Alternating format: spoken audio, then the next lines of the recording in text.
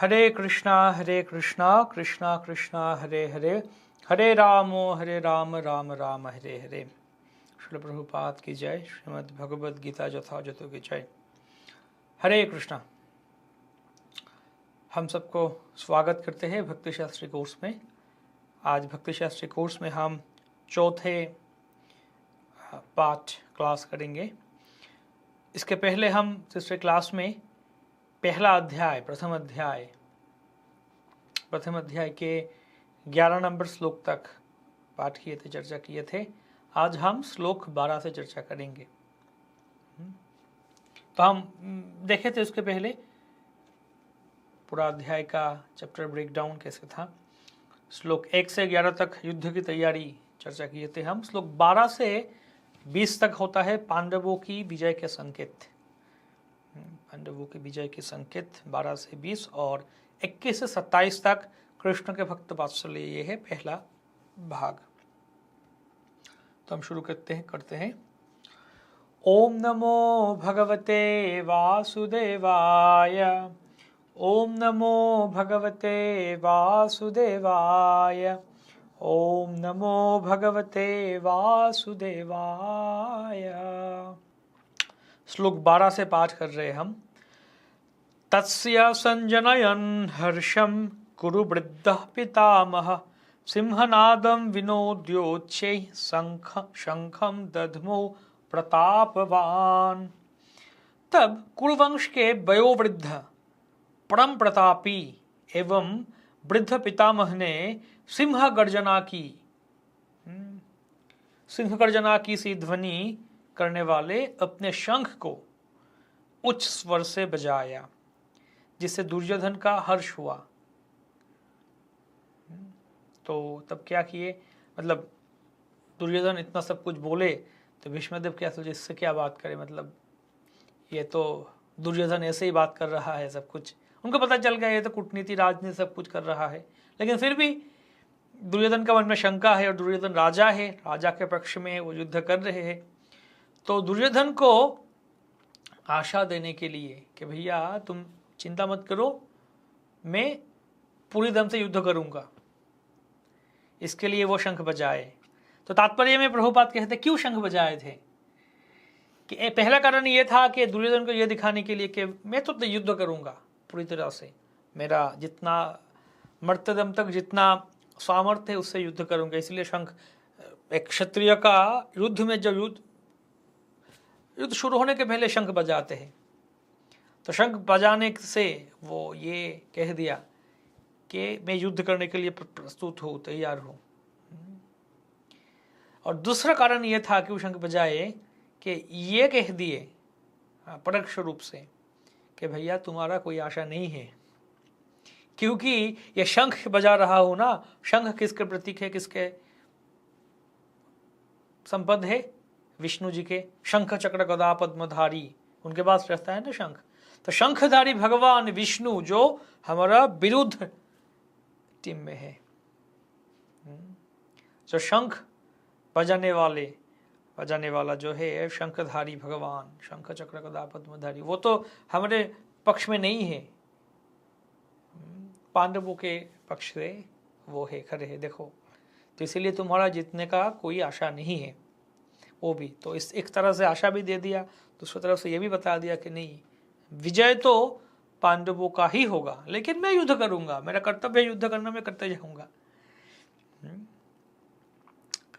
तो चल रहा है युद्ध शुरू हो गया। आगे बढ़ते हम नेक्स्ट श्लोक में।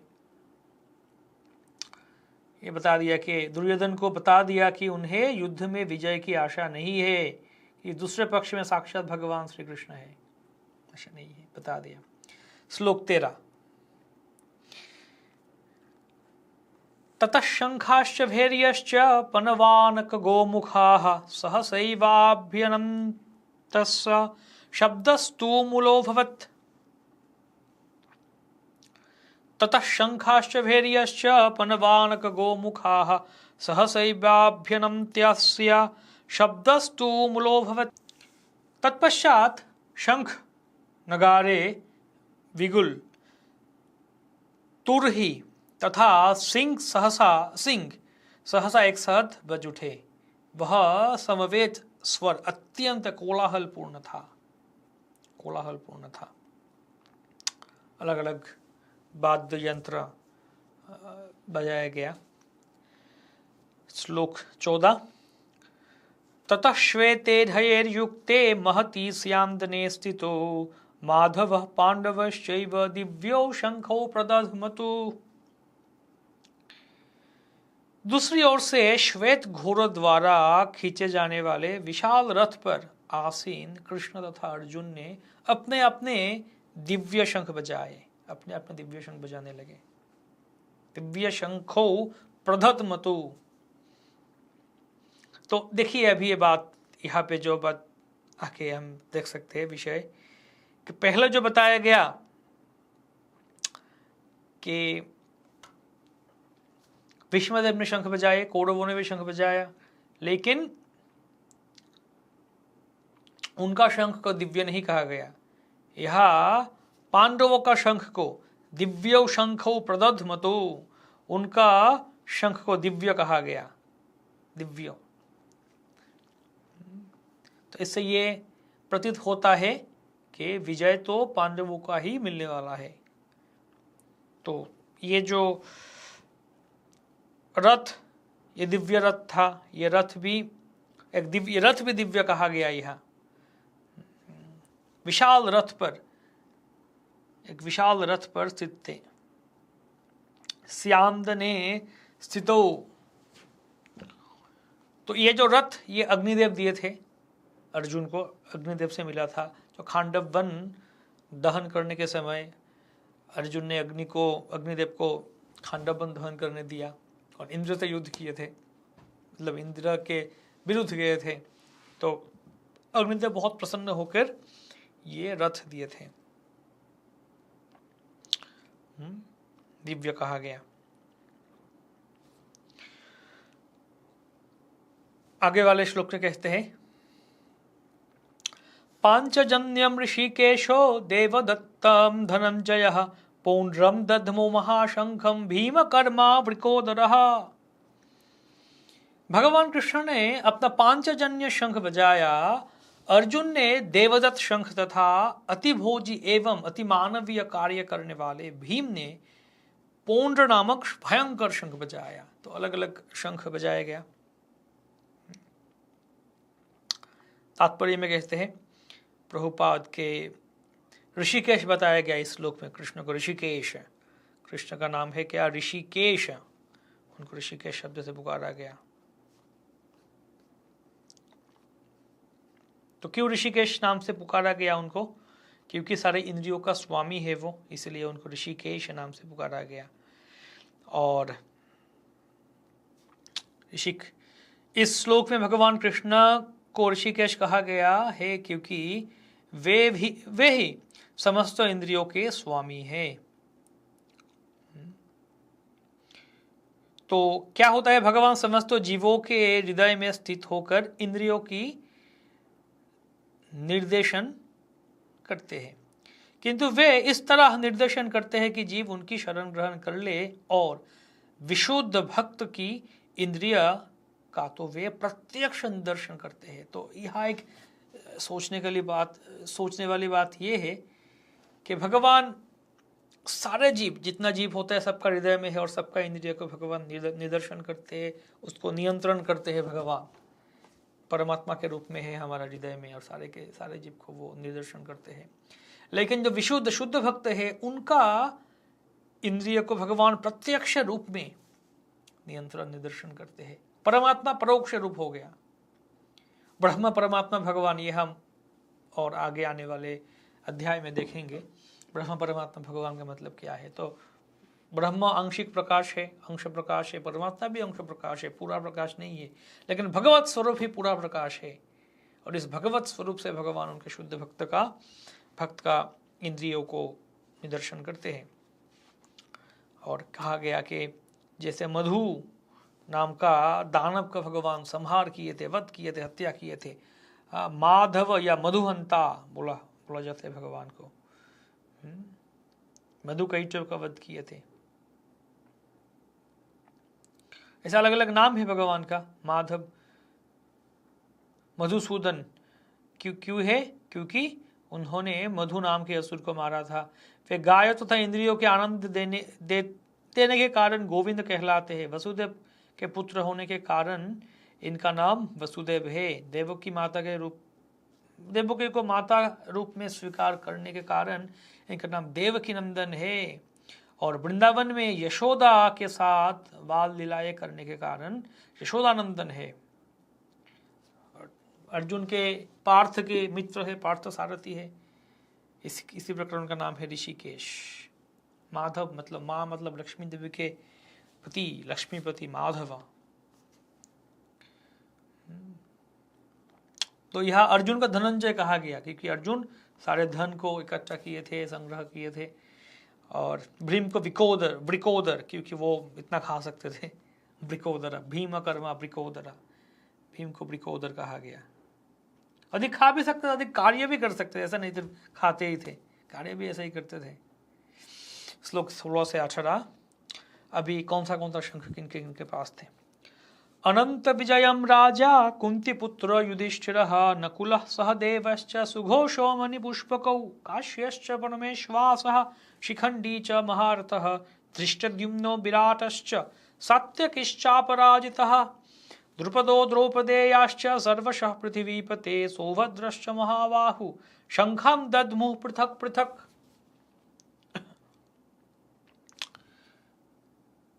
हे राजन, कुंती पुत्र राजा युधिष्ठिर ने अपना अनंत विजय नामक शंख बजाया तथा नकुल और सहदेव ने सुघोष एवं मणिपुष्पक शंख बजाए।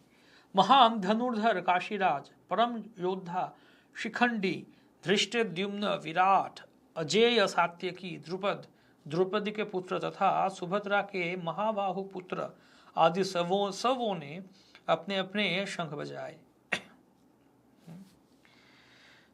तो संजय अभी यह बता रहे हैं, प्रभुपाद लिखते, संजय ने राजा धृतराष्ट्र को अत्यंत चतुराई से यह बताए कि पांडु के पुत्रों को धोखा देने तथा राजा सिंहासन पर अपने पुत्रों को आसीन करने की यह अविवेकपूर्ण नीति श्लाघनीय नहीं है। लक्षणों से पहले से ही यह सूचित हो रहा था कि इस महायुद्ध में सारा कुरुवंश मारा जाएगा। तो ये बताया जा रहा है और ये भी कहा जा रहा है कि यह सारी दुर्घटना राजा धृतराष्ट्र के कारण होने जा रही थी क्योंकि उसने अपने पुत्रों की कुनीति को प्रोत्साहन दिया था। इसलिए धृतराष्ट्र को ही दोषी कहा गया। यह तो किनका क्या शंख था बताया गया। उसके बाद श्लोक 19 में आगे बढ़ते हैं। सघोषधार्तराष्ट्राणां हृदयानि व्यदरयत् नभश्च पृथिवीं चैव तुमुलोभ्यानुनादयन्। इन विभिन्न शंखों की ध्वनि कोलाहल पूर्ण बन गई जो आकाश तथा पृथ्वी को शब्दायमान करती हुई धृतराष्ट्र के पुत्रों के हृदयों को विदीर्ण करने लगी। धृतराष्ट्र के पुत्रों को विदीर्ण कर, तो ये लोग जब शंख बजाने लगे तो पांडवों का, जब भीष्म तथा दुर्योधन के पक्ष के अन्य वीरों ने अपने अपने शंख बजाए तो पांडवों के हृदय विदीर्ण नहीं हुए। ऐसी घटनाओं के वर्णन नहीं मिलता, किंतु इस विशिष्ट श्लोक में कहा गया कि पांडव पक्ष के शंखनाथ धृतराष्ट्र के पुत्रों के हृदय विदीर्ण हो गया। देखिए, अथ व्यावस्थितां दृष्ट्वा धार्तराष्ट्रान् कपिध्वजः प्रवृत्ते शस्त्र संपाते धनुरुद्यम्य पांडवः ऋषिकेशं तदा वाक्यमिदमाह महीपते। उस समय हनुमान से अंकित ध्वजा लगे रथ पर आसीन पांडुपुत्र अर्जुन अपना धनुष उठाकर तीर चलाने के लिए उद्यत हुआ। हे राजन, धृतराष्ट्र के पुत्रों को व्यूह में खड़ा देखकर अर्जुन ने श्री कृष्ण से यह वचन कहे। क्या कहे तो बाद में बताएंगे। तो यहाँ देख सकते हैं हम, ये जो 20 तक 12 से 20 तक हम पढ़े, यहाँ कुछ संकेत सूचित होता है जिससे पता चलता है कि इस युद्ध में जो विजय श्री पांडवों को ही मिलने वाला है। कैसे? 14 नंबर श्लोक में देखिए बताया गया कि कृष्ण स्वयं उपस्थित है। विपरीत पक्ष में पांडव, कौरवों के विपरीत पक्ष में कृष्ण स्वयं है, मतलब पांडव के पक्ष से कृष्ण स्वयं उपस्थित थे। और कृष्ण स्वयं उपस्थित है मतलब कृष्ण माधव है, लक्ष्मी देवी के पति माधव, तो उसका मतलब क्या है, लक्ष्मी देवी भी वहां पे उपस्थित है उनका पति के साथ। तो लक्ष्मी देवी को विजय लक्ष्मी कहा जाता है। तो विजय लक्ष्मी जहां उपस्थित है तो विजय तो उनको ही प्राप्त होगा। और 14 श्लोक में ये 2 पॉइंट, एक तो कृष्ण स्वयं उपस्थित है, लक्ष्मी देवी भी उपस्थित है। तीसरे पॉइंट ये है कि ये स्थान तो कुरुक्षेत्र है। पहला श्लोक में देखे हम, स्थान तो कुरुक्षेत्र है ना, धर्म क्षेत्र कुरुक्षेत्र। चौथा पॉइंट ये है कि रथ का ध्वजा में, ये जो हम अभी 20 नंबर श्लोक में देखे, हनुमान जी की उपस्थिति है, हनुमान जी खड़े थे वहां। 14 नंबर श्लोक में भी दूसरा देखते हैं, 5वां पॉइंट, दिव्य शंख, शंख दिव्य शंख था, उनका शंख दिव्य कहा गया। और छठा पॉइंट ये है कि उनका जो रथ वो भी दिव्य था, अग्निदेव दिए थे उनका ये रथ। और 7वां पॉइंट, जब पांडवों का शंख बजा तो कौरवों का हृदय कांपने लगा, भय हो गया था, डर गए थे ये लोग। तो जो डर गया वो हार गया, है ना। तो 7 पॉइंट क्या क्या है? पहला, कृष्ण उपस्थित है, 14 नंबर श्लोक में देखते हैं। लक्ष्मी देवी भी उपस्थित है 14 नंबर श्लोक में। पहला श्लोक में देखते हैं धर्म क्षेत्र कुरुक्षेत्र, धार्मिक प्रभाव, क्योंकि ये कुरुक्षेत्र धर्म क्षेत्र है तो इसलिए धर्म का ही जय होगा ना, विजय तो धर्म का ही होगा। और धर्मपुत्र युधिष्ठिर महाराज, उनका ही विजय होगा। चौथा पॉइंट, इस नंबर श्लोक में हनुमान उपस्थित थे, रथ का ध्वजा में उनका चिन्ह था। तो जैसे रामायण में भी रामचंद्र का विजय हुआ था, तो यहाँ भी हनुमान है, रामचंद्र भी है, कृष्ण है, तो हनुमान है, विजय पांडवों का होगा। 5वां दिव्य शंख, 6ठा रथ, अग्निदेव का दिए हुआ रथ, और 7वां कौरव का हृदय कंपन। इससे पता चलता है कि विजय किनके होगा, पांडवों का होगा। तो यह एक प्रश्न है, वर्णनात्मक प्रश्न, कि ये युद्ध जय के ये जो संकेत दिखाया गया, इनमें से ये चर्चा कीजिए कि कृष्ण कैसे सुरक्षा देते हैं उनका भक्तों को, तात्पर्य भी है कृष्ण कैसे सुरक्षा देते हैं। वैष्णवों का गुणावली कैसे होता है, और एक वैष्णव का गुण और भाव कैसे होना चाहिए कि कृष्ण के प्रति विश्वास, कृष्ण अवश्य रक्षिवे कृष्ण विश्वास पालन, और साधक का जीवन में जो अशुभ संकेत होता है इसके बारे में भी बताइए। 19 नंबर श्लोक में भी तात्पर्य में कहते हैं कि भक्त निर्भीक है, भक्त का हृदय में कब कोई डर नहीं होता, भक्त निर्भीक है। परमेश्वर की शरण ग्रहण करने वाले को किसी प्रकार का भय नहीं रह जाता, चाहे वो कितनी ही विपत्ति में क्यों ना हो।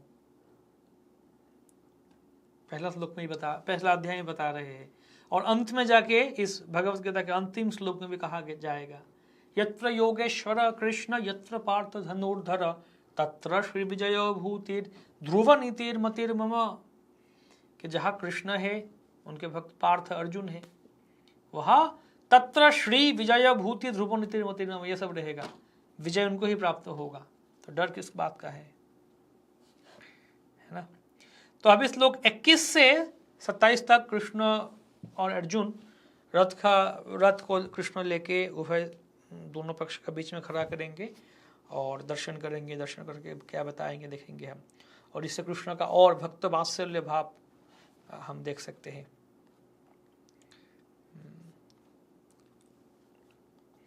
श्लोक 21-22।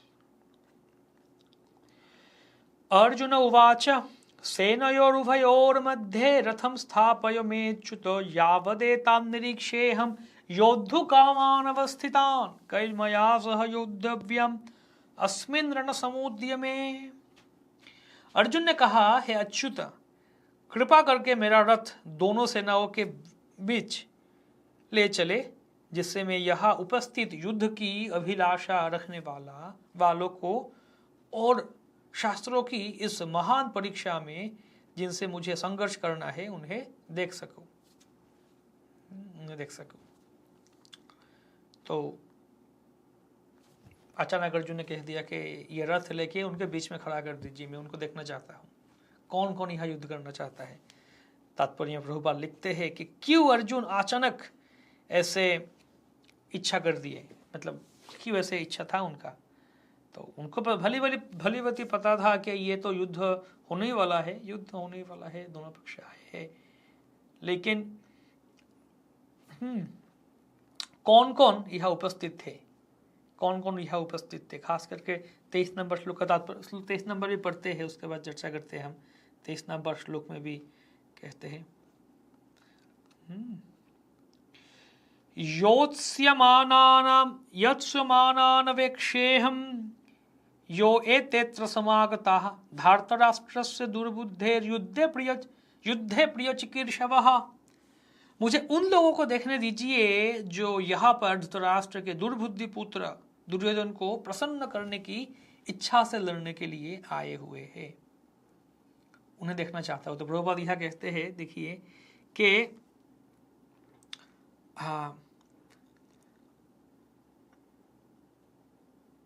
ये तो पता ही था सबको कि दुर्योधन क्यों आए, राज्य प्राप्त करने के लिए आए थे। अतः जिन समस्त लोगों ने दुर्योधन का पक्ष ग्रहण किया था वे उसी समान धर्मा रहे होंगे। दुर्योधन युद्ध प्रारंभ होने के पूर्व यह तो जान ही लेना चाहता था कि कौन कौन से लोग आए हुए हैं। तो कौन कौन आए हैं ये उनको देखना चाहता हूं, कौन कौन यहाँ आए हुए इनको देखना चाहता हूं मैं। समान है, मतलब एक ही दुर्योधन जैसे ही है। बंगाली में कहावत है, एक ही गौशाला का गाय, मतलब या बैल, एक ही गौशाला का बैल, ये लोग मतलब एक ही किस्म का है।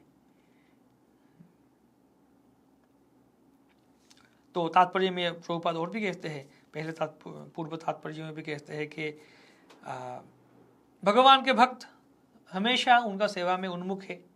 भगवान के शुद्ध भक्त हमेशा भगवान का ही सेवा करना चाहते हैं, उनका लक्ष्य यही होते हैं भगवान का सेवा करें।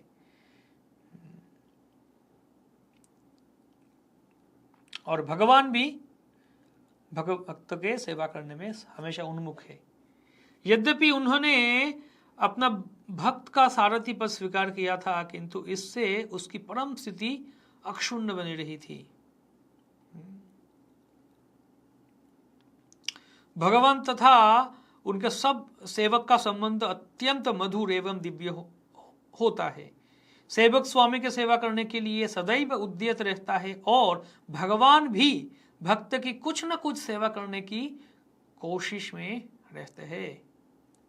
हम एक कथा सुनते हैं जगन्नाथपुरी में, जगन्नाथ जी का लीला।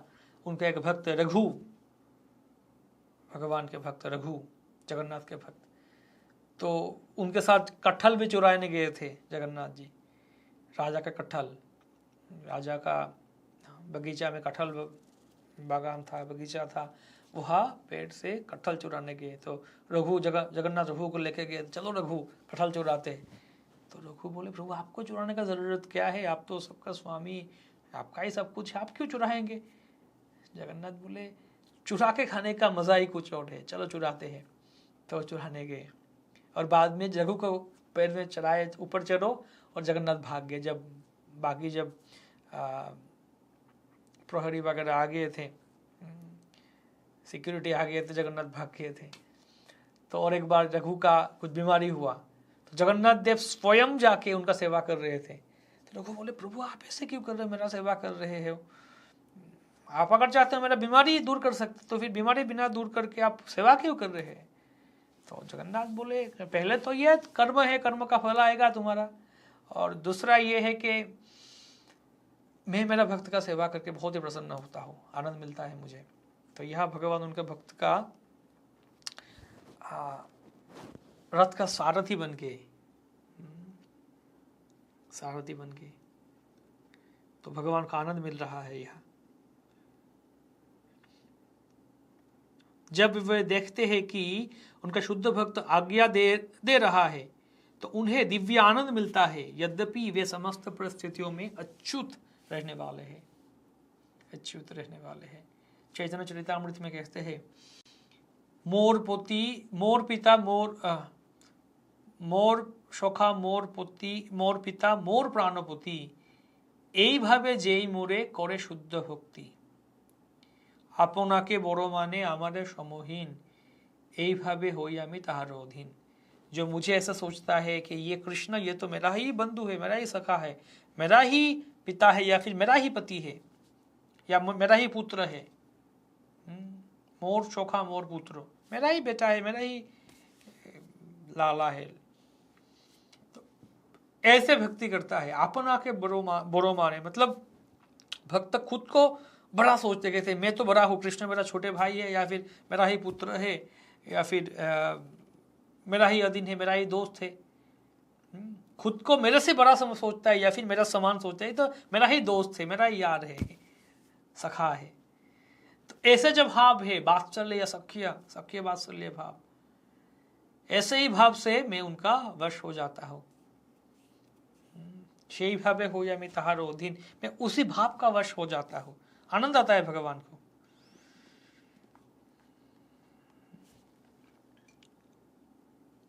श्लोक 24।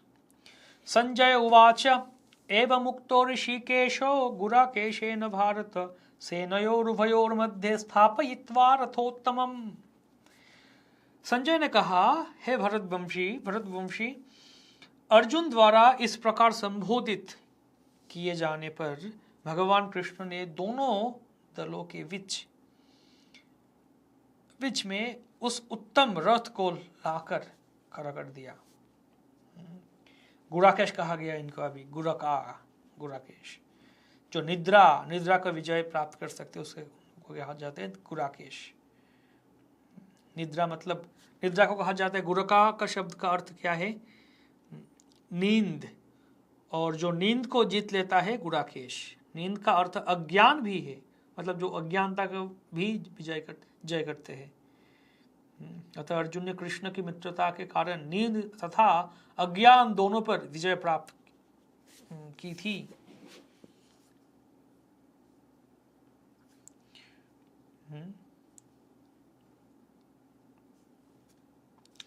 तो देखिए, यह है भगवत गीता। कोई भी हम किताब देखते हैं, कोई भी हम मूवी सिनेमा जब देखते हैं, देखा जाता है, या फिर नाट्य कला में ऐसे होता है। चैतन्य चरितामृत में भी अंत्य लीला में आता है एक अध्याय जहाँ रूप गोस्वामी विद्यापति माधव, ललित माधव नाटक ड्रामा बुक लिखे थे भगवान के लीला को लेके, और वो जगन्नाथपुरी में थे। तो चैतन्य महाप्रभु रूप गोस्वामी को सबके साथ परिचय करा रहे थे, और रामानंद राय खास करके वहाँ थे। तो रामानंद राय को बोले थे, रामानंद राय तुम तो नाट्य शास्त्र में बहुत ही पटु हो, बहुत ही दक्ष हो, सब कुछ जानते हो, तो रूप ने 1-2 नाटक लिखा है, तो तुम इसको देखो, मतलब विचार करो, चेक दिस, एडिटिंग करो या विचार करो ये कैसे है। रामानंद राय नाट्य शास्त्र के बारे में पूरा जानते थे। तो तब पूरा अध्याय रामानंद राय और रूप गोस्वामी के बीच वार्तालाप होता, नाटक लेके, ये कैसे है, वो कैसे है, नाटक के अलग अलग नाटक का जो कला है उसको चर्चा करते हैं। तो इसमें एक है कि जो नायक है उनका प्रवेश कैसे होता है, ड्रामेटिक एंट्रेंस कैसे होता है ना, ड्रामेटिक एंट्रेंस। ऐसा नहीं फटाक से दिखा दिया नाटक। हीरो को, जो हीरो है, नायक है, उनका जो प्रवेश होगा, कुछ बहुत ही बड़ा एक गाड़ी आके खड़ा होगा, कॉलेज या फिर सादा एक गाड़ी आके खड़ा होगा, यह खड़ा हो गया, गाड़ी का दरवाज़ा खोला, उसके बाद 2 पैर 2 जूते दिखा, वो बाहर अकेल के एकदम काले बूट सूट पहन के, उसके बाद एक आदमी बाहर खड़ा हुआ, एकदम काले चकचक किया हुआ जूते, उसके बाद ऊपर जाते दिखाया, ये है नायक, ये है हीरो। या फिर क्या दिखाया, किसी का कोई नुकसान हो रहा है, या फिर कोई दुर्घटना हो रहा है, कोई मर रहा है, बोले बचाओ, तुरंत कोई छलांग लगा के आया, वो है नायक। छलांग लगा के आके उसको सारे गुंडे को एकदम घुसा मार के, लात घुसी मार के एकदम घायल कर दिया, अकेला 20 लोगों को मार दिया, वो है हीरो, ड्रामेटिक एंट्रेंस। तो हीरो का प्रवेश कैसे होता है वो है महत्वपूर्ण। मतलब ये भी एक कला है नाटक का, कैसे दिखाना है, कैसे ड्रामेटिकली दिखा सकते हैं। तो भगवत गीता को देखिए, भगवत गीता का हीरो कौन है? परमेश्वर भगवान श्री कृष्ण। उनका प्रवेश कैसे हो रहा है, ड्रामेटिक एंट्रेंस कैसे हो रहा है? जैसे ड्राइवर, रथ का सारथी, अर्जुन बता रहे जाइए रथ खड़ा कीजिए दोनों पक्ष के बीच, ड्रामेटिक एंट्रेंस। तो इससे पता चलता है भगवान कितना उनका भक्त का सेवा करना चाहते हैं।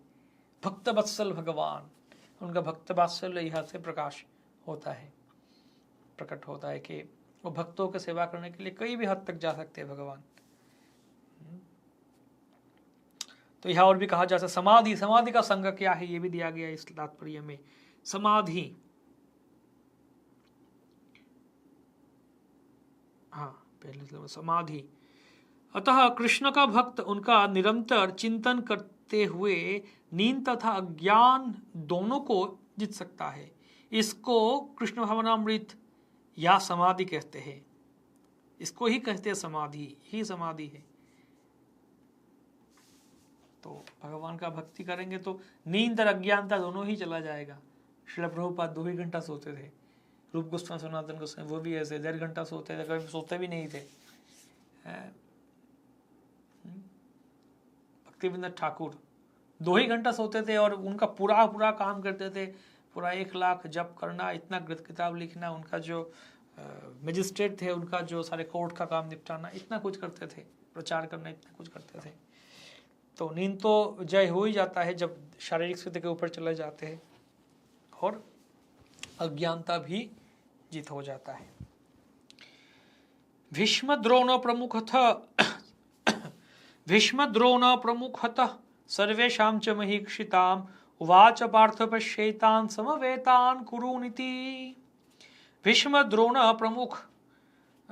द्रोण तथा विश्वभर के अन्य समस्त राजाओं के सामने भगवान ने कहा कि हे पार्थ, यहाँ पर एकत्र सारे कुरुओं को देखो। तो कृष्ण जानते थे उनका सखा अर्जुन का मन में क्या हो रहा है। यह भी ऋषिकेश कहा गया है, ऋषिकेश पहले कहा गया। तो भीष्म द्रोण प्रमुख तो उवाच पार्थ पश्येत, वो कहे कि वो जानते थे, वो सर्वज्ञ है।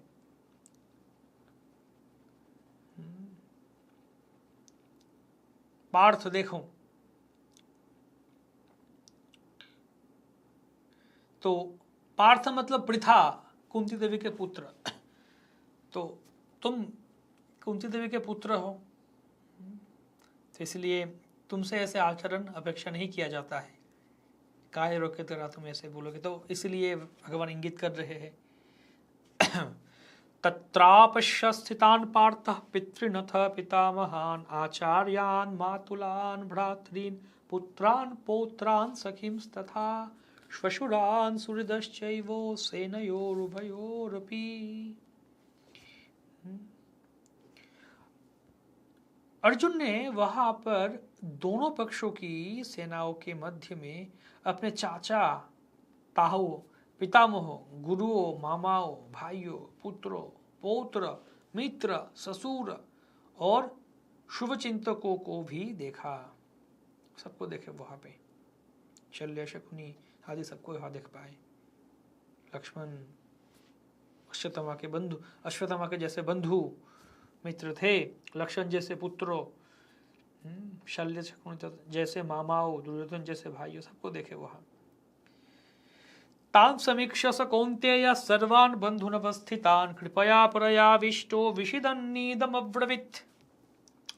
जब कुंती पुत्र अर्जुन ने मित्र तथा संबंधियों को, इन विभिन्न श्रेणियों को देखा तो वह करुणा से अभिभूत हो गया और इस प्रकार बोला। तो क्या बोला आगे 28 नंबर श्लोक से आएगा, जो हम अगले श्लोक क्लास में चर्चा करेंगे, अगली क्लास में पढ़ेंगे वो 28 से। तो आप हैंडबुक देखिए और जो क्लोज बुक प्रश्न है, संक्षिप्त प्रश्न, वर्णनात्मक प्रश्न, उसका उत्तर लिखने का प्रयास कीजिए और श्लोक याद करने का शुरुआत कर दिए। 45 श्लोका से पूरा भक्ति शास्त्री में पहला यूनिट में 1 से 6 अध्याय तक 12 श्लोक है, तो पहला यूनिट खत्म होने के पहले आपको 12 श्लोक खत्म करना है। तो आपको आज गाइड जो है, गाइड के पास आप 12 श्लोक दे दीजिए, श्लोक अनुवाद आप उनके साथ संपर्क कीजिए, करके एग्जाम दे दीजिए। श्लोक का आपको श्लोक बोलना है, अनुवाद बोलना है, और चाहे तो एक साथ ही 12 श्लोक बोल सकते हैं आप, एक ही बार एग्जाम में 12 श्लोक दे सकते हैं, या फिर कम से कम 3 श्लोक 3-3 करके भी दे सकते हैं आप वैसे। ठीक है। श्रीमद् भगवद गीता यथारूप की जय। श्रील प्रभुपाद की जय। गौर प्रेम।